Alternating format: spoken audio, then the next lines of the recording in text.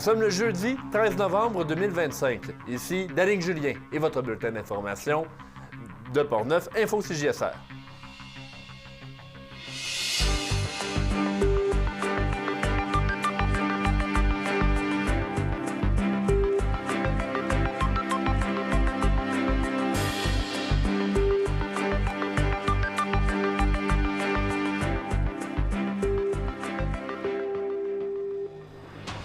Célébration Jour du souvenir, Arthur Bordelot est à Donnacona et nous réserve un reportage.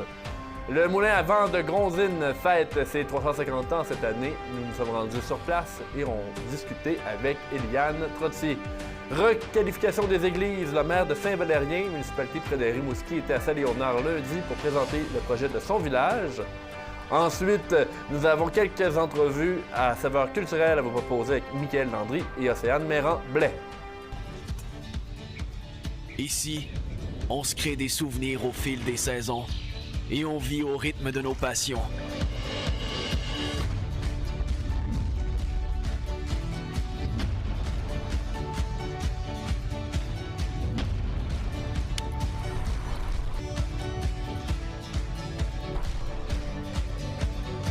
Ici, quand l'aventure nous appelle, on répond.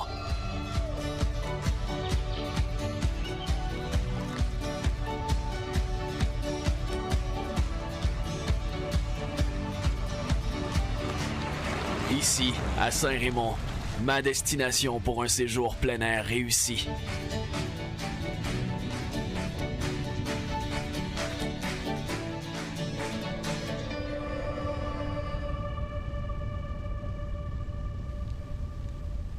Mesdames et messieurs, bonsoir. Une altercation inquiétante a eu lieu à Saint-Raymond lundi soir lors de la soirée donc du 10 novembre.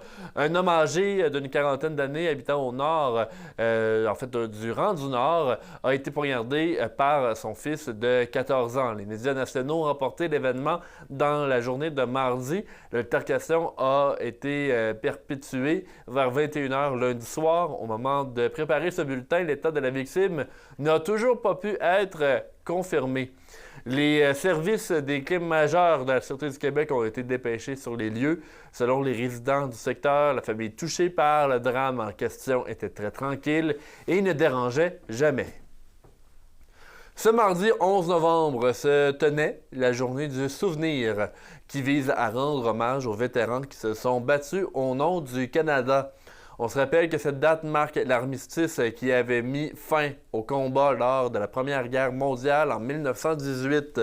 Au Canada, on commémore près de 65 000 Canadiens et Canadiennes morts au combat lors de cette guerre. Dans Portneuf, plusieurs villes soulignaient le jour du souvenir, comme Donnacona et Rivière-à-Pierre. Cette année, Arthur Bordelot était du côté de Donnacona.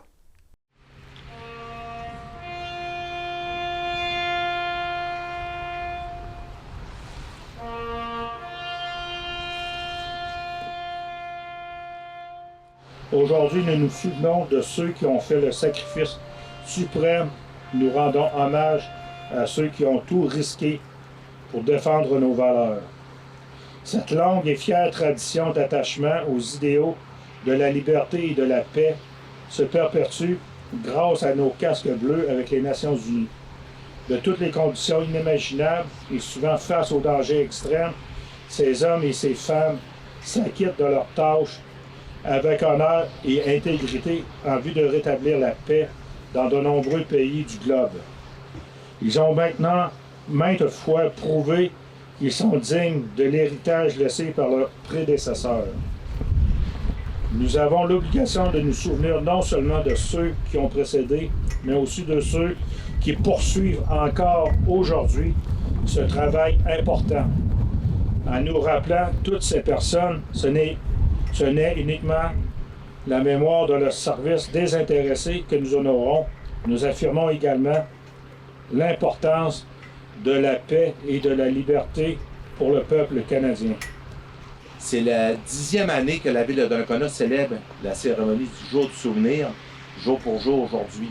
Je tiens à remercier l'administration précédente qui a cru en moi, parce que c'est moi et M. Raymond Veillette, ensemble, un vétéran de la Deuxième Guerre mondiale, que nous avons écrit le scénario et dessiner le monument que vous avez ici en avant. Alors, je remercie l'administration précédente d'avoir eu confiance en nous, d'avoir porté ce projet-là de l'avant. Puis on voit qu'aujourd'hui, c'est bien mérité par le nombre de personnes qui sont ici aujourd'hui. Merci encore de vous avoir déplacés.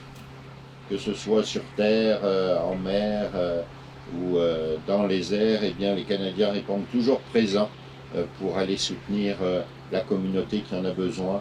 Je me souviens qu'en juin dernier, je suis allé me recueillir sur des tombes des soldats canadiens en Europe. Et ce qui m'a le plus choqué, c'est de voir la jeunesse de ces soldats qui sont tombés pour la France, parfois 17 ans, 18 ans, des gens qui ont vraiment tout sacrifié pour la paix. Alors vraiment, c'est important de toujours se souvenir, mais c'est important de toujours organiser des événements comme celui-ci qui nous rappellent l'importance de s'impliquer pour toujours lutter contre la guerre et aller vers la paix. Alors merci beaucoup pour votre participation à vous aussi et puis bonne journée, bon recueillement.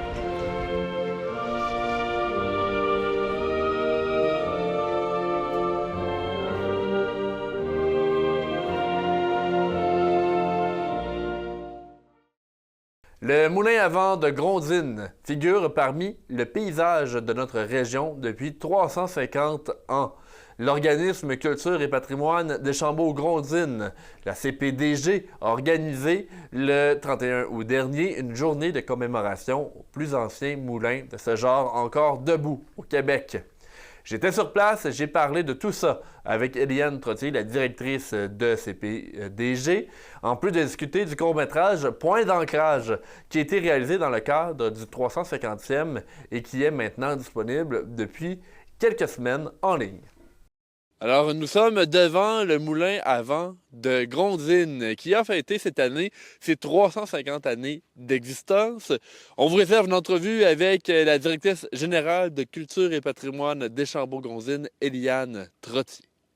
En fait, le moulin à vent de Grondines, c'est le plus vieux moulin à vent qui reste au Québec et même ce serait le plus vieux en Amérique du Nord qui subsiste. On dit qui subsiste, c'est une nuance importante parce qu'il y a eu d'autres moulins à vent qui ont été construits précédemment, mais ces moulins-là n'existent plus. Donc, c'est celui de Grondines qui peut se targuer d'être le plus ancien. Donc, la construction a commencé en 1674 et elle s'est complétée en 1675. Donc, c'est la raison pour laquelle on a commémoré le 350e en 2025. Donc, vraiment, la première mouture de farine ici s'est faite en septembre 1675. Donc, c'est vraiment très ancien, c'est pas rien. Il n'y a pas énormément de bâtiments qui ont cet âge-là au Québec. Et ce qui est intéressant aussi, c'est que c'est un moulin qui a connu, disons, 3 vies différentes. Donc, bien sûr, celle de moulin à farine qui a perduré là, jusqu'au 19e siècle. Par la suite, il y a eu une période d'abandon qui a été assez longue, là, disons une trentaine d'années au moins. Là, on ne connaît pas la durée exacte, mais au moins ça. Le bâtiment s'est alors trouvé dans un piteux état. Là. C'était devenu essentiellement une tour de pierre à l'abandon. Et ce qui l'a sauvé, en fait, c'est un heureux hasard. C'est qu'au début du 20e siècle, le gouvernement fédéral cherchait à développer un réseau de communication le long du Saint-Laurent pour améliorer la sécurité en lien avec la navigation sur le fleuve. Donc, c'est dans ce contexte-là qu'en 1912, le gouvernement fédéral a acheté ce qui restait de la tour de pierre pour la réaménager et en faire une station de signaux maritimes. Donc ça, c'est un usage qui a perduré jusqu'en 1967. Après ça, le gouvernement a fermé ces stations-là puisque les technologies avaient évolué et puis c'était une façon de faire qui correspondait moins aux besoins de l'époque. Et la troisième vie, qui est davantage de mise en valeur culturelle, elle a débuté dans les années 70, donc après justement la fermeture de la station.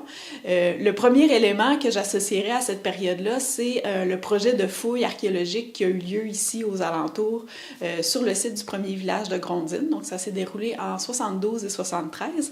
Et les jeunes qui faisaient ce projet-là ont utilisé le moulin un peu comme quartier général. Donc, ici, il y avait, par exemple, de la recherche en archives qui se faisait. On documentait les artefacts qui étaient trouvés dans le sol.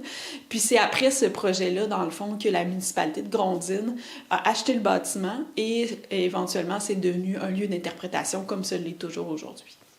Et il y a un documentaire dans le cadre du 350e point d'ancrage qui a été fait. Il est maintenant disponible pour écoute libre sur les réseaux. Justement, on en parle beaucoup de cette fouille archéologique-là. Parlez-moi, pourquoi avoir élaboré ce documentaire-là d'environ une vingtaine de minutes? Oui, mais en fait, parmi les histoires du moulin, les éléments qui concernaient la période de fouille, c'est ceux sur lesquels on avait moins d'informations. Et puis, dans l'objectif de souligner la contribution de cette période-là, dans la connaissance de l'histoire de Grondines, mais aussi particulièrement du premier village, on a retracé des gens qui ont participé à ce projet-là. Donc, au début, c'était vraiment une démarche là, de récolte d'informations, de témoignages. Ça s'est avéré très riche, en fait, ces rencontres-là. C'est vraiment des personnes hyper intéressantes là, qu'on a eu la chance de rencontrer à ce moment-là. Puis, le projet de court-métrage a émergé aussi dans la perspective où on souhaite renouveler l'exposition permanente qui est présentée ici. Donc, on trouvait que c'était une façon intéressante de valoriser cette période plus récente-là en présentant des témoignages. Et puis là, on a beaucoup de matériel. Donc, dans le cadre des festivités du 350e, on a voulu développer un court-métrage à partir de ça pour faire connaître ce projet-là des années 70 qui était assez inusité. Donc, c'est ce qu'on découvre dans le court-métrage. Un projet qui était bien ficelé, qui avait super bonne réputation là, dans le cadre du programme Perspective Jeunesse, qui était un programme fédéral là, pour soutenir des initiatives de jeunes un peu partout dans le pays. Et puis, ça a été un projet qui a fait des petits, puisque, comme je l'ai mentionné, après ça, la municipalité a acheté le moulin. Il y a eu un musée qui a été fait à Grondines pendant une certaine période de temps où on présentait, entre autres, le travail archéologique. Qu'est-ce qui a été trouvé, en gros, là? Je vous demande pas de réciter tout le documentaire, mais qu'est-ce qu'on a trouvé ici sur le site? Oui, en fait, ce qui était fouillé, c'était le site de la première église, une maison aussi, et le site du premier presbytère. Donc, il y a beaucoup d'objets du quotidien qui ont été trouvés. Là, c'est sûr qu'il y a beaucoup de pièces de poterie, par exemple, qui avaient été identifiées. Puis même les gens, c'est ce qu'ils racontent dans le film, entre autres, c'était super valorisant pour eux de refaire le puzzle, d'identifier des pièces, puis de pouvoir refaire un bol. Il pouvait y avoir des clés, de la vaisselle, en général, ce genre de choses. Puis, un autre volet qui est intéressant, en plus des fouilles elles-mêmes, c'est la quête ethnologique et archivistique au sein du village qui a été faite. Donc, nous, Culture et patrimoine des Chambreaux-Grondines, on ne détient pas nécessairement ces archives-là, mais ça a permis une recension, parce que ce qu'ils ont fait concrètement, les jeunes, c'est qu'ils ont fait un appel à tous. Et puis là, les gens de Grondines étaient encouragés à venir ici au moulin pour déposer des archives précieuses qu'il y avait chez eux, dans leurs archives familiales. Donc, à titre d'exemple, là, il y avait quelqu'un chez lui qui avait, ou chez elle, je ne le sais pas, qui avait une lettre de Vaudreuil. Donc, c'était quand même pas rien. Donc, cette lettre-là, nous, on ne l'a pas parce que l'entente, c'était que les gens venaient montrer ça, on documentait, puis les gens repartaient avec leurs archives à eux après. Contrairement aux artefacts qui, eux, ont généré une collection qui est très importante. Et puis, à l'époque, les jeunes, ils recensaient là, les éléments qui étaient trouvés. Ils faisaient des fiches, par exemple. Mais il n'y avait pas eu d'analyse globale là, de cette collection. Quel est son sens de façon générale? Quelles conclusions on peut en tirer sur l'occupation du territoire ici à Grondines? Donc, pour le court-métrage, on a ajouté aussi des interventions avec un archéologue à qui on avait confié ce mandat-là d'analyse globale de la collection. Alors, Culture et patrimoine de Chambreaux-Grondines, il y a plusieurs sites historiques sous votre chapeau, j'ai envie de dire. J'aimerais qu'on revienne rapidement aux festivités du 31 août, les commémorations. Pouvez-vous nous parler un peu là, de la réception globale là, de l'événement? Oui. En fait, ce qu'on a imaginé, là, c'était un projet qui s'adressait d'abord et avant tout à la communauté immédiate de Grondines. Parce qu'on sait qu'ici, à Grondines, les gens sont super attachés envers le bâtiment. Donc, le moulin, là, vraiment, il est très apprécié dans le quotidien des gens. Tout le monde vient le prendre en photo, même si on le côtoie depuis maintenant 350 ans. Donc, le public cible de notre fête, c'était vraiment les gens de Grondines. Donc, il y avait des activités plus familiales. Il y avait une conférence archéologique, justement, pour parler du résultat des fouilles. Paris. On a présenté le court-métrage. Il y avait aussi la course du moulin ce jour-là. Donc, c'est un événement qui existe depuis un certain temps et dans l'objectif là, de maximiser nos efforts communs. Et puis, la course met en valeur le moulin à sa façon. On a combiné un peu une programmation, donc la course le matin, puis les activités à caractère culturel, plus en après-midi et en soirée. Il y a eu beaucoup d'engouement. On était vraiment agréablement surpris là, de la réponse. Il y a plusieurs activités, là, comme il y avait un souper communautaire, par exemple, où c'était complet assez rapidement. Donc, les gens ont beaucoup apprécié la proposition, du moins c'est ce qu'on nous a dit. Et on voit des retombées aussi. Là. Déjà, le court-métrage, il y a beaucoup de visionnements, malgré que ce soit très récent qu'on l'ait mis en ligne. Il y a de nouveaux fonds d'archives qui ont été créés au Centre d'archives régional de Portneuf après l'événement parce que les gens ont été sensibilisés à ça dans le cadre des festivités. Il y a aussi, par exemple, une des archéologues qui a travaillé sur l'analyse de la collection. Elle enseigne à l'université. Donc, il y a des étudiants qui font un projet de recherche dans le cadre de leurs études en archéologie sur la collection de Grondines. Donc, il y a aussi des retombées là, à la suite du projet qui sont tout à fait intéressantes. Alors, pour terminer l'entrevue, Eliane Trottier, directrice générale de Culture Patrimoine de Chambault-Grondines, on pourrait peut-être inviter là, la population à venir consommer ce documentaire-là. Oui, dans le fond, le documentaire il est disponible sur YouTube, mais vous pouvez le retracer par le biais de notre site web, culture-et-patrimoine-dg.com. Donc, c'est gratuit, bien entendu. Ça dure une vingtaine de minutes. Et puis, bien sûr, on encourage les gens à venir sur place au Moulin pour le découvrir. L'été prochain, on va présenter une nouvelle exposition à l'intérieur. Puis, on est ouvert de juin à mi-août, fin août, selon les années. Et c'est toujours gratuit de visiter le Moulin de Grondines. Eliane Trottier, merci beaucoup. Ça fait plaisir. Au retour, on parle du Salon du jeu et du jouet de Québec, ayant eu lieu les 8 et 9 novembre dernier, comme 2 personnalités portneuvoises connues étaient sur place.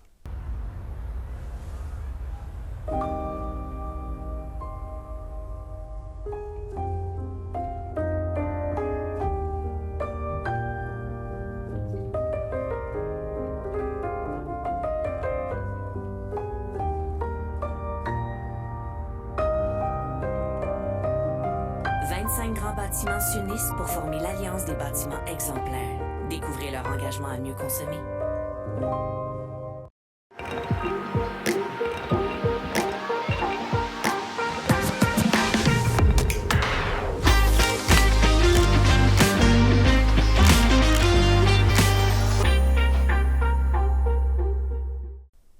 Deux Portneuvois étaient présents au Salon du jeu et du jouet de Québec lors de la dernière fin de semaine. Richard Pearson, qui est bien connu dans la région pour son entreprise de collection de jouets, était donc présent avec sa boutique Les Fous du Village située dans le centre d'achat de Saint-Raymond.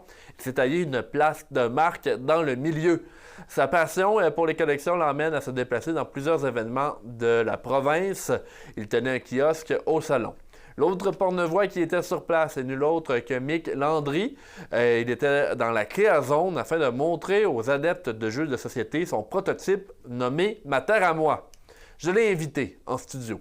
On accueille Mick Landry en studio, artiste multidisciplinaire de la région de Portneuf. Bonjour Mick. Bonjour Danick. Ça va bien? Oui, toi? Oui, on t'a invité, Michael, pour parler de ton jeu Ma Terre à moi que tu as présenté dans la zone créateur. Oui, la Créazone du Salon du jeu et du jouet de Québec qui a eu lieu en fin de semaine passée. Oui.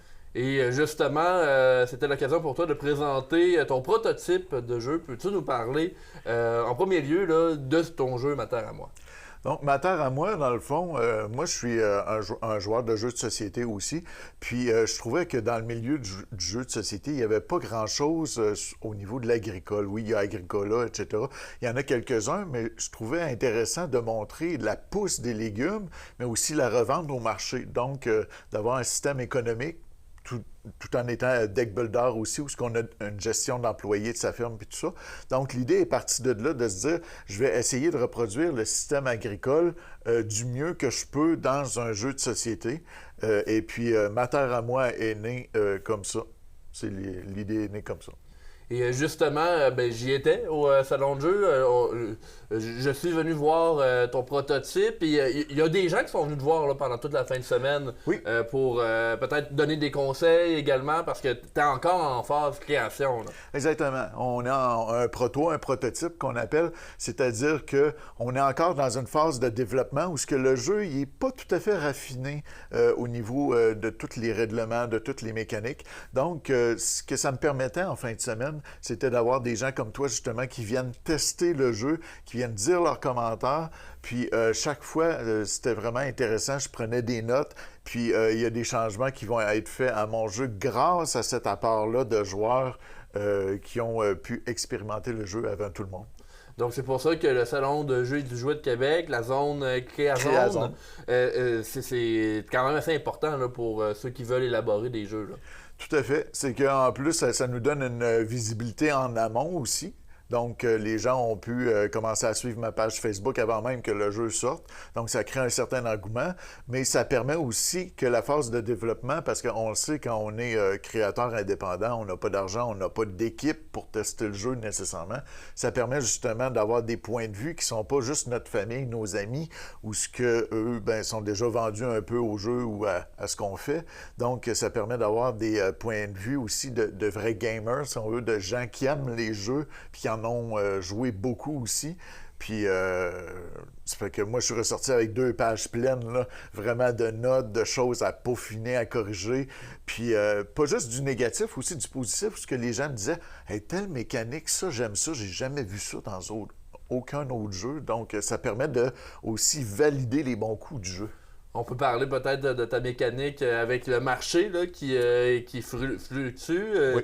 Ça fait partie, je pense, des mécaniques qu'on voit pas souvent là, dans les jeux de société. Exactement. Souvent, on va récolter des ressources, on va les revendre, puis ça va se terminer là.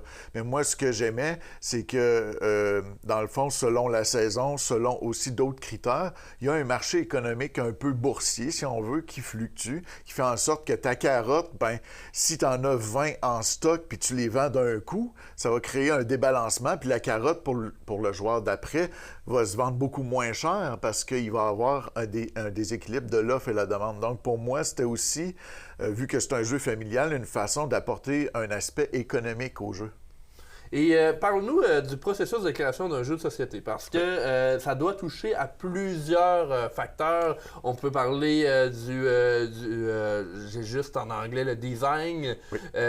Également, l'art, parce qu'il y a des œuvres d'art souvent, il y a ça, il y a la mécanique, on en a parlé un petit peu. Parle-nous de comment tu fais pour prendre tous ces concepts-là et les mettre ensemble dans un jeu. Déjà, dans ma carrière, moi, je suis pluridisciplinaire, comme tu l'as dit. Donc, déjà, je touche au visuel, je touche à l'écriture. À la base, je suis un poète, donc je touche déjà à toutes ces sphères-là. Mais mettons, quelqu'un lambda qui a juste une idée puis qui veut commencer là-dedans, c'est sûr que soit il se trouve des collaborateurs qui vont travailler avec lui au niveau du visuel, entre autres, malgré qu'aujourd'hui, l'intelligence artificielle peut nous donner un coup de main pour faire des prototypes rapidement aussi. Mais c'est sûr que ça touche côté visuel, mais aussi beaucoup le design, comme tu disais, mais le développement des mécaniques de jeu. Parce qu'une mauvaise mécanique de jeu qui punit trop les joueurs, ça ne sera pas le fun, ou qui permet trop des combos explosifs, ça ne sera pas le fun, parce qu'il y a des gens qui aiment optimiser. Quand moi, je joue, j'aime optimiser mes affaires, beaucoup mes ressources. Puis si je suis capable de péter le jeu, je vais le faire. Là. Ouais. Donc, il faut vraiment calibrer puis penser, ah ouais, ce combo-là, ça peut être le fun, mais est-ce que ça brise le jeu ou pas? Ça fait que c'est énormément... Les gens qui font des jeux vidéo, c'est des passionnés parce que c'est énormément d'investissement de temps, mais aussi d'argent, même pour un prototype. Tu sais, moi, je me suis acheté une imprimante couleur, une plastifieuse, etc., pour faire un produit qui a l'air semi-pro. Donc, pour que ça soit présentable aussi, parce que je me voyais pas arriver avec des affaires marquées au plomb, des choses comme ça. Donc, évidemment que ça demande beaucoup de gestion, beaucoup de talent divers, d'où que les grandes maisons qui produisent ont des gens spécialisés dans chacune de ces sphères-là. Alors, en terminant l'entrevue, c'est quoi les prochaines étapes que tu as pour faire ton jeu Mataramois? Oui. Je je suis obligé d'être franc parce que, dans le fond, là, la création de jeux de société aujourd'hui, avec les coûts d'impression, etc., c'est excessivement cher. Donc, moi, dans un but ultime, ce serait un éditeur qui est déjà établi, qui prendrait mon jeu puis qui le produirait. Ouais. Donc, ça serait le mieux parce que je profiterais aussi d'un réseau de distribution puis tout ça, puis j'aurais pas à faire toute cette partie-là moi-même. Maintenant, on le sait, les éditeurs, ils reçoivent plein d'offres, etc., puis la création de jeux de société est en effervescence. Donc, je vais probablement être obligé de le faire moi-même avec du sociofinancement comme un Kickstarter ou quelque chose comme ça. Mais la problématique majeure, c'est l'impression du jeu. Ouais. C'est-à-dire qu'au Canada, même pas juste au Québec, mais au Canada puis même au USA, on n'a pas d'imprimante, on n'a pas de place pour faire imprimer ça. Il faut aller en Chine pour que on puisse dégager un profit éventuellement de ça, parce que si on le fait à perte, ça ne vaut pas la peine non plus. Alors, il y a ça également, l'aspect financier. Oui. Donc, on retourne à la table avec les idées qu'on a reçues lors de la dernière fin de semaine. Oui. On travaille là-dessus et puis j'imagine qu'il y a plusieurs étapes là, à suivre avant de dire on édite le jeu. Exactement, pour la production. Parce que ma solution actuelle, parce que je regardais ça hier soir justement, qu'est-ce que je peux faire pour que les gens puissent jouer à mon jeu? Ce serait de produire en très petite quantité puis de le faire moi-même, de le fabriquer moi-même de manière artisanale. Donc, ça devient un jeu que très peu de gens possèdent, mais au moins, il y a des gens qui y jouent. C'est ça le but, t'sais. Eh bien, Mick, merci beaucoup d'avoir été des nôtres. Mick Landry, artiste pluridisciplinaire, merci d'avoir accepté de venir nous présenter une partie de ton jeu. Évidemment, une petite entrevue de 8 minutes, on ne peut pas tout expliquer. Comment on fait pour avoir plus de nouvelles et plus d'informations sur ton processus créatif? Oui, tout à fait. Bien, on peut suivre la page Facebook officielle Ma Terre à moi du jeu. Puis sinon, je viens de lancer mon site Internet qui comprend mes vidéos, tout ce que je fais, tout mon univers qui s'appelle le micmultivers.com. Donc, on retrouve tout là-dessus. Merci beaucoup d'avoir été des nôtres. Merci à toi. Merci. La ville de Saint-Léonard de Portneuf est encore bien au cœur du dossier de la requalification de son église. Les nouveaux élus seront appelés très bientôt à se prononcer sur la question de la fameuse acquisition possible à 1 $. On se rappelle, juste avant les élections municipales, le conseil sortant avait décidé de faire inspecter le bâtiment avant de prendre sa décision. Le comité de requalification de l'église de Saint-Léonard souhaite que l'église soit reconvertie en centre communautaire. Lundi 10 novembre avait lieu une conférence donnée par M. Robert Savoie, ex-maire de la municipalité de Saint-Valérien. Cette municipalité à proximité de Rimouski compte un peu moins de 1000 habitants et a donc une réalité semblable à Saint-Léonard et avec sa ruralité et ses zones agricoles. M. Savoie était à Saint-Léonard pour présenter le projet de requalification de l'église de Saint-Valérien aux intéressés qui souhaitent faire quelque chose de semblable. La question la plus inquiétante pour le dossier, pour la population de Saint-Léonard, reste l'aspect économique et la façon d'aller chercher du financement. Dans le cas de Saint-Valérien, c'est un modèle de collaboration entre une OBNL et la municipalité qui a fonctionné pour maximiser l'efficacité. C'est là la différence qui se fait, parce que ce n'est pas la municipalité qui drainait. C'est vraiment une collaboration mutuelle d'effet de levier par rapport au fait que la municipalité peut avoir accès à des programmes, les OBNL peuvent avoir accès à d'autres programmes, et les deux ensemble.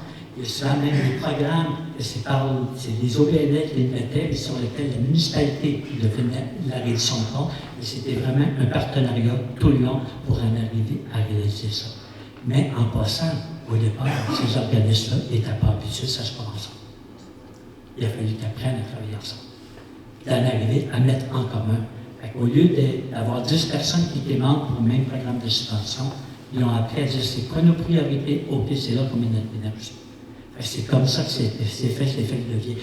La transformation de l'église de Saint-Valérien en centre communautaire a servi d'attrait pour l'installation de nouvelles familles, selon Robert Savoie.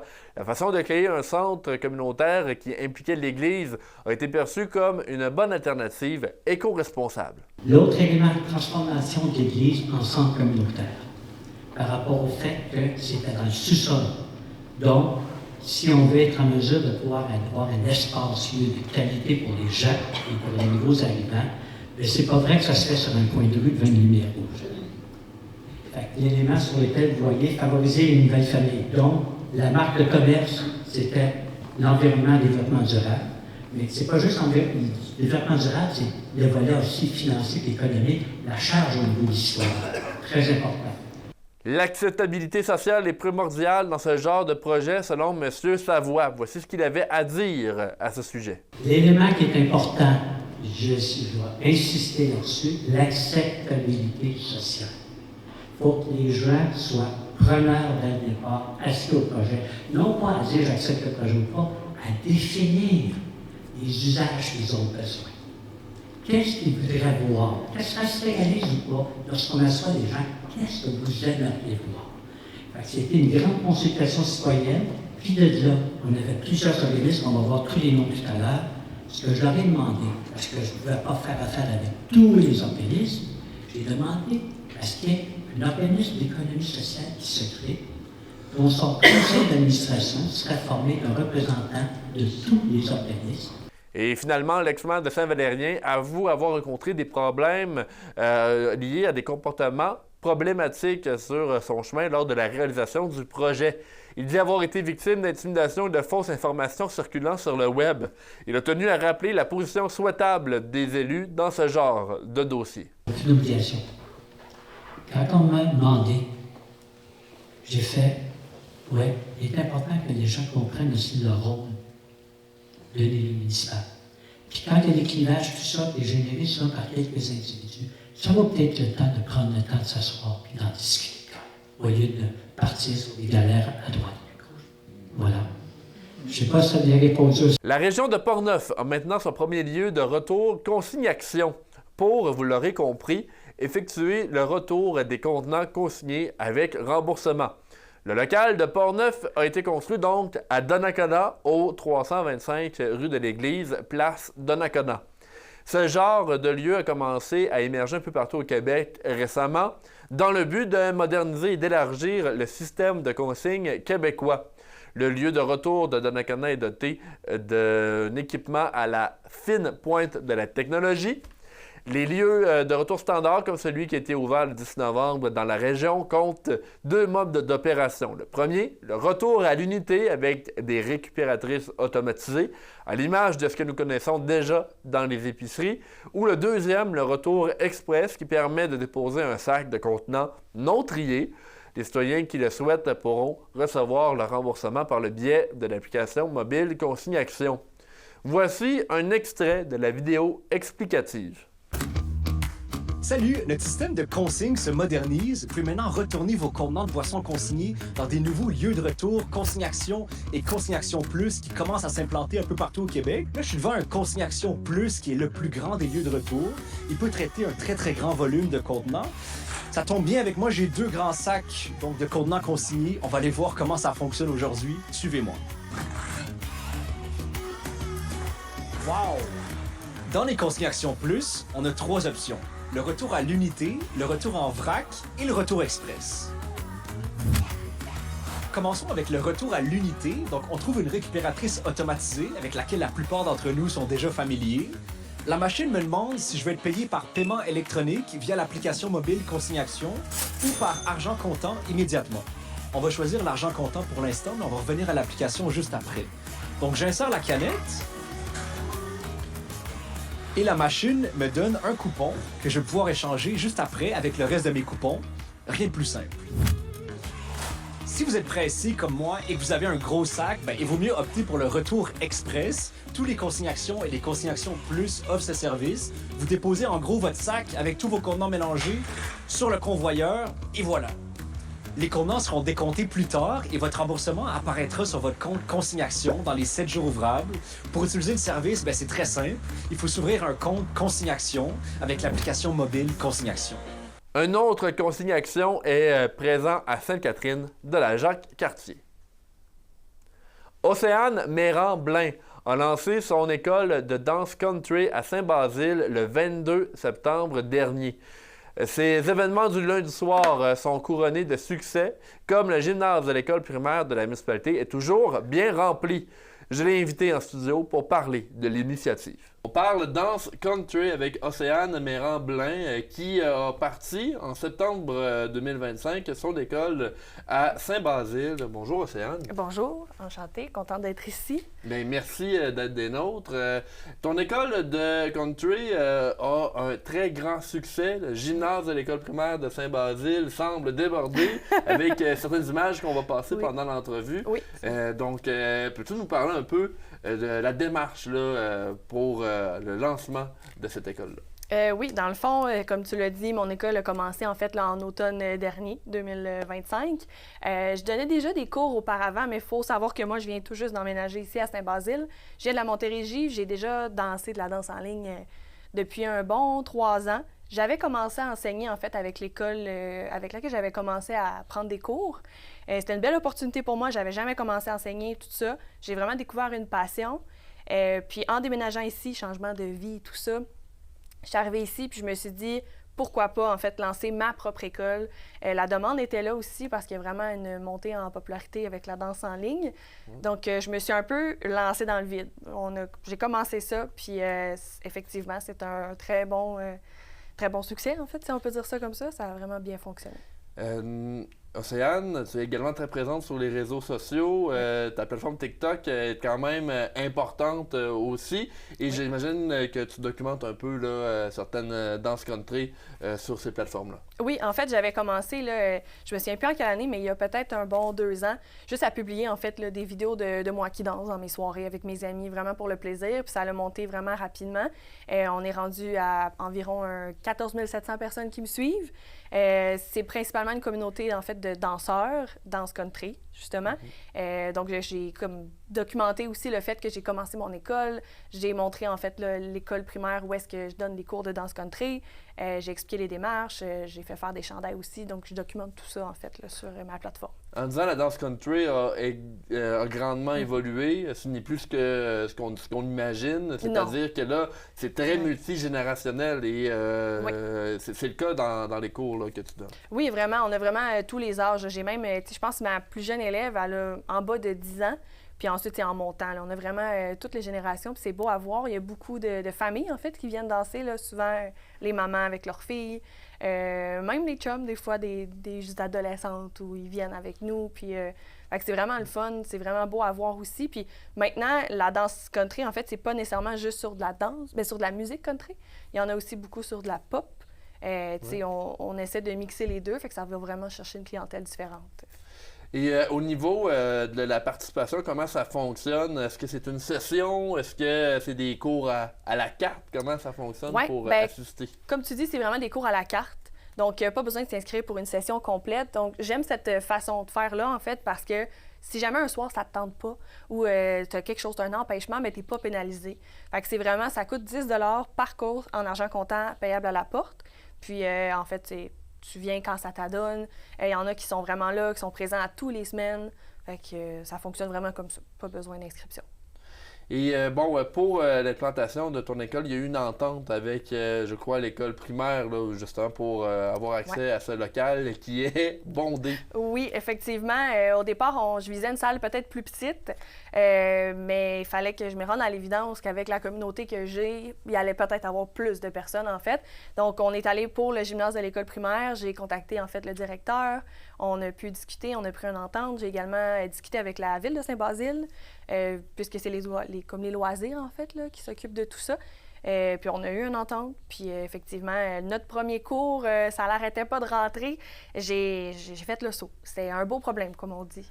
Et au niveau là, d'autour, en fait je vais reformuler ma question, mais en amont de ton école, il y a également des soirées qui sont organisées pour pouvoir pratiquer. Oui. Peux-tu nous en parler un petit peu? Oui, en fait, normalement, la plupart des écoles vont organiser des activités, des soirées, je veux dire, pour qu'on puisse pratiquer. Donc, en moyenne, c'est un bon 5 heures de danse en continu avec tous les niveaux. Fait que là, dans le fond, on en a organisé une dans le cadre du Week-end Country à Saint-Basile. Donc, c'était ma première que j'organisais, que j'animais, tout ça. Ça a été un très bon succès, encore une fois. Donc, ça nous permet, en fait, de danser, d'avoir du plaisir, sociabiliser, tout ça. Puis, j'invite aussi ceux qui n'ont jamais fait de danse en ligne de venir dans ces soirées-là, même s'ils n'ont pas pris de cours, parce que souvent, c'est là qu'on en apprend le plus, étonnamment, sur le tas, comme on dit. Là, on essaie, puis c'est là qu'on pogne la piqûre, comme on dit. Est-ce que c'est encore possible de se joindre là, au rang de tes étudiants en danse country maintenant? Là, oui, certainement. Oui? Oui, c'est sûr. Là, en fait, mes cours en ce moment, je donne seulement du débutant, donc il n'y a pas d'intermédiaire. Fait que c'est vraiment un cours plus tranquille, si je peux dire. Donc, il n'y a vraiment aucun problème à se joindre. Par contre, voyons, je vais reprendre ma phrase. Il n'y a aucun problème à rejoindre le cours. Par exemple, mettons, lundi prochain, tu voudrais commencer, il n'y a pas de problème. On va apprendre, dans le fond, 2 nouvelles danses, mais on va réviser aussi ceux de la semaine dernière. C'est sûr que les premiers cours, quand tu embarques en plein milieu de la session, si je peux dire ça comme ça peut être plus difficile parce que ça nous fait beaucoup de danse à apprendre au départ, mais c'est facile d'embarquer dans le bain là, facilement. Et récemment, tu étais également présente à la parade de Saint-Basile. Oui. Donc, une implication de plus. Oui. Toi qui apprends justement et qui s'intègre de plus en plus dans la région de Portneuf. Oui, c'est ça. En fait, on avait avec la ville une organisation pour un week-end country, en fait. C'était la première année qu'ils faisaient le week-end country ici. Mais l'année passée, il y avait déjà une parade des caisses. Donc, cette année, je faisais partie du comité organisateur pour ce week-end-là, en fait. Puis, il y avait une parade des caisses déguisée dans le thème, dans le fond, de l'Halloween. Donc, il y avait des chevaux, des trailers avec des chars allégoriques et tout ça. Puis, j'ai eu la chance, en fait, avec quelques danseurs là, de mon école, de danser dans un trailer qui était tiré par un tracteur, en mouvement, là, durant toute la parade. Donc, on était tous installés sur ça avec le système de son déguisé, puis on a vraiment eu du plaisir, honnêtement. Alors, en terminant l'entrevue, Océane Méramblin, qui a lancé son école à Saint-Basile, est-ce que tu peux nous dire justement l'endroit, l'heure, quand on peut venir te rejoindre pour assister à ces cours de danse country? Oui, certainement. Dans le fond, mon école, c'est École Danse Country Océane MB. J'ai la page Facebook si jamais quoi que ce soit, si vous avez des questions, peu importe. Dans le fond, tous les cours sont le lundi soir à 19h. C'est de 19h à 20h30, 10 $ à l'entrée, dans le fond payable à la porte. Et c'est à l'école Saint-Basile, l'école primaire à Saint-Basile, dans le fond. Je me souviens pas de l'adresse exacte. Eh bien, je crois que les gens de Portneuf le connaissent bien. Il peut être affiché en bas de l'écran également. Oui, c'est ça. Océane, merci beaucoup d'avoir été des nôtres aujourd'hui. Merci à toi. Merci. Optique Saint-Raymond a dévoilé ses 6 nouvelles photos qu'il sera possible d'apercevoir très bientôt près de la place de l'église. À l'image de ce qui a été fait ailleurs dans Portneuf, Optique sert d'exposition extérieure pour démontrer le savoir-faire des photographes d'ici et donc de la beauté des paysages que l'on peut retrouver dans Portneuf. Optique Saint-Raymond a débuté ses activités en septembre 2024 avec 22 clichés exposés. Pour sélectionner les fichiers, un comité de sélection formé de quelques personnes, dont la photographe Agnès Riverain, se charge de choisir les photos gagnantes sans connaître les photographes qui respectent la thématique voulue. Les 6 nouvelles photos ont été sélectionnées cette année. Voici Étienne Saint-Pierre, responsable de la culture à Saint-Raymond, concernant la rotation qui sera effectuée pour permettre à ces nouvelles photos d'être exposées parmi les anciennes. Effectivement, on fait une rotation. C'est une exposition permanente, mais si on fait rentrer 6 nouvelles photos, effectivement, il y en a 6 qui vont être retirées. Les choix vont être faits aussi en conséquence des thématiques, là, des fois qui sont abordées pour ne pas avoir des redondances. Et ces photos-là pourront être réutilisées éventuellement dans d'autres contextes par les municipalités. Donc, c'est des photos qui sont des belles vitrines pour la ville, finalement, là. Les gagnants pour le concours 2025 sont les suivants. Four à charbon par Nancy Côté, le lieu Lac Sept-Îles. Le lac Moulineau par Léonie Galichan, le lieu Lac Moulineau à la ZEC Batiscan-Nelson. Le trottoir de bois par Pierre Lefebvre, le lieu Le Pont de Fer. La grange à grand-papa par Émile Paré au rang Sainte-Croix. Dernière aurore de septembre par François Pelletier, le lieu Parc Riverain de la Rivière-Sainte-Anne. Et finalement, Petite Douceur par Marie-Ève Pelletier, lieu Centre équestre Aurélie Piché. Étienne Saint-Pierre a par ensuite profité pour annoncer l'édition 2026. Prochaine édition, donc on va, avant les fêtes, on va sortir tous les détails.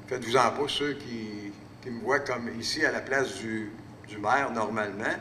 Soyez pas trop déçus, je ne serai pas là, c'est la seule fois où je vais être là. Donc, étant donné que c'est la première séance des nouveaux élus, là, ce ne sera pas tellement long parce qu'on n'a pas eu le temps de prendre connaissance de tous les dossiers, puis ainsi de suite. Une autre municipalité a effectué un recomptage et c'est Sainte-Christine d'Auvergne. Le recomptage est terminé et c'est le candidat Marc Ouellette qui a été confirmé comme maire. Conférence musicale maintenant, retour vers soi, une note à la fois. Cet événement unique dans Portneuf qui aura lieu jeudi prochain. J'ai parlé avec Maïté Périgny, organisatrice. On accueille en studio l'intervenante psychosociale Maïté Périgny qui présentera jeudi prochain au cinéma Alouette la conférence musicale Un retour vers soi, une note à la fois. Maïté, bonjour. Enchantée. Merci d'être des nôtres. La conférence Un retour vers soi, un retour à la fois, qu'est-ce que c'est exactement? En fait, c'est une conférence musicale qui a pris jour suite à un accident que moi j'ai vécu en 2022 qui m'a amené à faire un retour vraiment vers moi-même de par les conséquences que je vivais.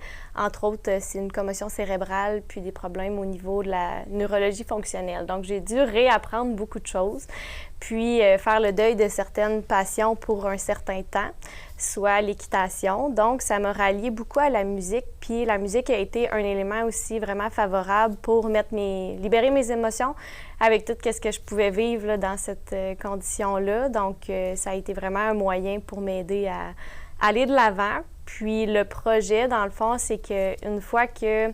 ce qui me motivait, c'était de me dire, quand je vais aller mieux, je veux transmettre un message de courage, d'espoir, de confiance à d'autres personnes qui vivent une situation difficile parce que, comme clairement, moi, je trouvais ma situation vraiment difficile par moment, puis j'étais comme, je peux pas croire qu'il y en a qui sont isolés avec eux-mêmes dans cette situation-là, puis ils en ont pas de message, tu sais, comme ça. Fait que c'était le moteur de ce projet-là. Donc, l'idée, c'est de s'adresser aux gens qui vivent ou qui ont vécu des traumas pour les aider peut-être à se réorienter eux-mêmes. Est-ce que c'est un peu ça?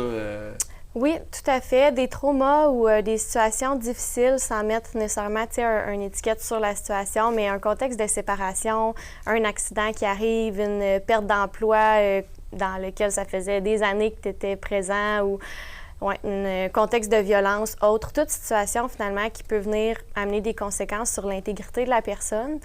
Je trouvais ça super important de donner comme une vision que c'est possible de, premièrement, se reconstruire puis se transformer à travers ce qui nous arrive en changeant notre perception de ça. La façon dont la conférence a été réalisée, comment on a fait, est-ce qu'on entend certaines de tes pièces? Parle-nous un peu là, de ce que les gens vont voir jeudi prochain. Parfait. Dans le fond, je l'ai fait en collaboration avec Léo Moffett, qui s'appelle un vidéaste. Puis, on a loué une vieille grange, donc c'est dans un contexte très rustique. Puis, je vais à la rencontre des gens à la suite de mes compositions. Donc, c'est un enregistrement de 40 minutes environ, où est-ce que tout est filmé en direct. On a réussi à le faire en 2 prises, fait que quand même, wow. C'est bon. Puis, par exemple, je vais jouer la première composition, puis à la suite de celle-ci, je vais discuter un petit peu comme qu'on le fait en ce moment, avec quelqu'un qui a vécu, par exemple, une situation difficile, puis on parle des thèmes de la chanson, finalement, des paroles. Puis, on fait des liens aussi avec de la théorie. Il y a une travailleuse sociale aussi qui est présente dans le vidéo pour aller encore plus loin dans la théorie. Donc, c'est vraiment un vidéo où est-ce qu'il y a des liens entre la théorie, la pratique, l'authenticité vraiment vécue, puis qu'est-ce qu'on doit mettre de l'avant finalement pour garder confiance puis devenir une personne résiliente. Maïté, en vous entendant parler, on peut comprendre que comme auteur, compositeur, interprète, vous avez des aspirations très humaines et très ramenées vers vous-même, vers vos expériences. Pouvez-vous nous parler un peu du processus créatif que vous faites lorsque vous composez? Oui, en fait, je dirais que ça s'est fait très instinctivement pour, en tout cas, ce projet-là, parce que, étant donné que je vivais moi-même une situation difficile, c'est parti vraiment d'un besoin de libérer mes émotions. Puis ensuite, je me suis dit, comme, c'est quoi, moi, qui me passionne? Dans le fond, bien, c'est d'aider les autres à développer leur potentiel. Puis c'est pour ça que j'ai choisi cette voie-là. J'ai toujours été intéressée par, bien, aller à la rencontre des autres finalement, puis de comprendre l'être humain aussi dans toute sa complexité. Donc, je me suis dit, pourquoi pas mettre finalement cet intérêt-là à travers mes compositions, puis vraiment que ce soit le cœur de mes projets créatifs. Ouais. Et pour ce projet, vous le présentez au cinéma Alouette. Pourquoi avoir choisi la région de Portneuf là, pour venir diffuser la conférence « Un retour vers soi, une note à la fois ». Bien, en fait, moi, j'ai habité 4 ans environ dans la région de Portneuf suite à mes études. Puis, je suis une fille de région. Je viens de la Mauricie. Donc, je trouvais ça le fun que mon projet, premièrement, soit diffusé dans une salle de cinéma. Je trouvais ça comme un peu la cerise sur le sundae de cet accomplissement-là. Puis, je trouvais ça le fun d'encourager, finalement, une région qui offre un cinéma puis une place comme ça. Fait que c'était un peu pour ces raisons-là. Et d'autant plus que mon accident est arrivé dans la région de Portneuf. Je me suis dit, pourquoi pas aller fermer la boucle une bonne fois pour tout de tout ça. Donc, du bon qui est ressorti d'un événement malencontreux, on peut le dire comme ça. Ouais. Et justement, les gens qui vont assister à la conférence vont pouvoir ressortir avec des messages. La question que j'ai maintenant, c'est est-ce qu'il y a une suite dans le sens que vas-tu essayer de distribuer la conférence à d'autres lieux, de le faire voir le plus possible? C'est sûr que c'est dans mes intentions, surtout, comment je pourrais dire? Initialement, c'était vraiment, comme je l'expliquais, un besoin pour moi, puis de transmettre un message de courage, d'espoir à d'autres personnes. Fait que c'est sûr que s'il y a un intérêt, puis que je vois que ça a un impact positif comme qui était mon idée initiale, je me dis pourquoi pas. Puis je pense que, tu sais, par exemple, dans des ressources d'aide aussi ciblées, ça pourrait être pertinent. Puis j'ai développé de façon connexe à ce projet-là, un livret, finalement, de réflexion pour vraiment amener les gens à aller plus loin.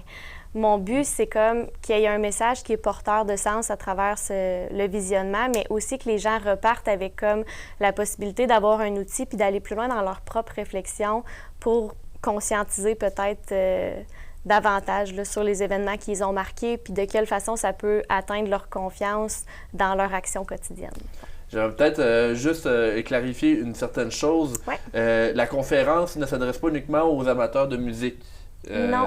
On y va vraiment là, dans le spectre plus large de la population. Oui, tout à fait. Moi, la musique dans ce contexte-là, ça a été un peu d'utiliser l'art de la communication par le côté musical parce que c'est plus là-dedans que je m'y connais. Mais c'est vraiment pour monsieur, madame, tout le monde qui traversent des difficultés, mais vraiment qui ont envie d'avoir des outils concrets pour développer davantage leur confiance, le courage aussi de traverser, de relever des défis puis d'aller à la rencontre d'eux-mêmes. Maïté Périgny, merci beaucoup d'avoir été des nôtres. On peut peut-être en terminant là, inviter la population à venir visionner la conférence la semaine prochaine? Oui, bien sûr. Honnêtement, vous êtes les bienvenus puis ça me ferait plaisir de voir le plus de gens possible là, qui sont intéressés. C'est gratuit aussi, on ne l'a pas dit, mais c'est un événement que je voulais offrir pour une première gratuitement. Maïté Périgny, merci beaucoup d'avoir été des nôtres en studio. Ça fait plaisir. Merci. Hydro-Québec doit effectuer des travaux importants sur son réseau et par conséquent, il y aura une interruption de service le dimanche 16 novembre entre 5 h du matin à 20 h le soir. Pour certains secteurs dans la région de Portneuf, l'interruption va priver environ 3500 clients répartis dans plusieurs municipalités, Saint-Raymond, Lac-Sergent, Sainte-Catherine de la Jacques-Cartier, Rivière-à-Pierre, Saint-Léonard, Sainte-Christine d'Auvergne et Saint-Alban. Les interventions incluent la réparation de 2 sectionneurs au poste Le Neuf, ainsi que le remplacement de 2 structures sur une ligne de transport. Les améliorations sont essentielles pour renforcer la fiabilité du réseau et prévenir les pannes majeures, et ce, à l'approche de l'hiver. En raison de cette coupure de courant, il sera impossible pour CJSR de mener à bien le bingo hebdomadaire.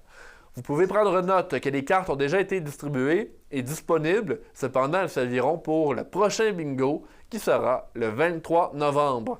La situation est hors du contrôle de CJSR. Merci de votre compréhension. Voici maintenant les prévisions météo cette semaine.